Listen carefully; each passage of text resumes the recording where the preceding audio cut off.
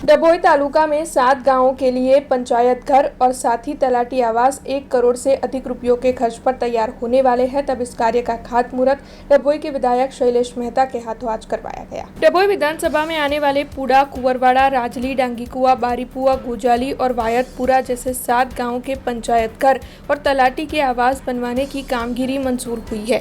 1 करोड़ 75 लाख का ये कार्य है, जिसका खातमुहूर्त आज डभोई के विधायक शैलेश मेहता के हाथों करवाया गया। दरअसल इन गांवों में पंचायत घर की हालात काफी वक्त से जीर्ण थी, जिसके बाद विधायक शैलेश मेहता ने ही इस मामले में पेशकश की थी और इस कार्य को मंजूर करवाया था। ऐसे में आज जब ये कार्यक्रम आयोजित हुआ था, तब इस दौरान जिला पंचायत के उप प्रमुख अश्विन भाई वकील, जिला महामंत्री डॉक्टर बीजे ब्रह्मभट्ट, प्रदेश कारोबारी सदस्य शशिकांत भाई पटेल, तालुका महामंत्री पिंटू भाई पटेल और अन्य कई अग्रणी मौजूद रहे थे। भारतीय जनता पक्षनी भरोसानी सरकार द्वारा જે વચનો આપવામાં આવ્યા છે તમામ વચનો પરિપૂર્ણ કરવામાં આવી રહ્યા છે।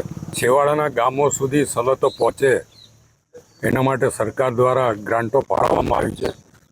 નાનામાં નાના ગામની ગ્રામ પંચાયતો અને તલાટીઓના આવાસ માટેને આજે અહીંયા 7 ગામ માટેનું ભૂમિપૂજન કરવામાં આવ્યું છે, જેમાં પુડા, કુંવરવાડા, રાજલી, ડાંગીકુવા, બારીપુરા, ગોજાલી અને વાયતપુરા આમ 7 ગ્રામ પંચાયતના મકાનો, એક મકાનની પાછળ 25 લાખ રૂપિયા જેવી માતબર રકમ, એટલે કે 7 મળીને 1 કરોડ 75 લાખનું અહીંયા આગળ કામગીરી ચાલુ કરવામાં આવે છે।